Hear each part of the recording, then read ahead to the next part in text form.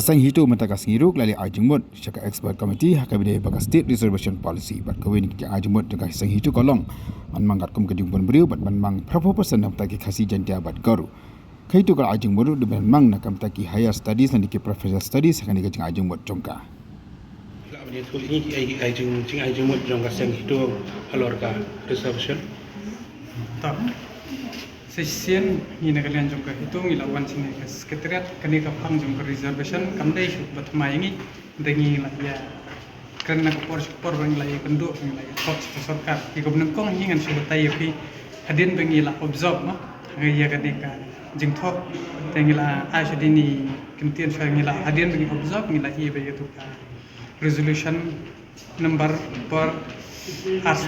ar new kuwai sispalai pra dated khatar January 2024 ke reservation policy hi ke specified be tangai ka kam bejam te habi de berkai kani kompetitif hi bat plai ka seng hitu klami shikmat tho ke sarkar perhatian bagala tho hadin baga sarkar kam ajubab ngila appeal hakut ta hadin bala intervene na kot te lengba kani ka sthi number 4 keba number PR TR Republik atau apply sopo dated kendai kata PR hakaba ki respond no in bagret petition number cispa PR apply kala clearly to kong principal but spirit reservation policy la extend hapo ki admission jog state government institution abi david ka higher and professional studies through conventional practice the hak suggestion ban ni aigne ba state reservation policy karaban expand na dapat pakentuk jika reservation haba ya day berkaneka educational purposes kapakentuk jika higher and professional studies kata kamu kom kebaar pat ban implement jika percentage yang reservation haba ya day kigaro kasih berjentia bahkan day na base haka jing pemberi oleh based on population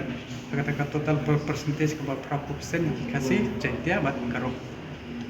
kebalai hapo gini ki district but ki subdivisional level kaba combine kaba percentage kaba kani ka reservation ye kasi jentia garo ka dai proportion te kani contain preference kadai ban nakaleng gujungi ngil I suggestion pa kani ka preference kadai ban pendam lane ini contain preference kadai ban penduk no permanently kenang ba baro khwat kini ki kasi jentia garo kinyo lat ban thap hang kam hapo ka district jongki nomor baling I suggestion gumni nomor pilai hi kani ke jingkur du kam kur group ja telada shu ai bitang specific ye gitu ki lokal komot hagajing sungu gujungi kamlong ko ha tekat kum kejuk ko ba ong ban pen kelai kita reservation nagaleng gujungi ye kata ngi ai ka suggestion but habe dei pat bat kane ka 10% ye kini ki unreserved general category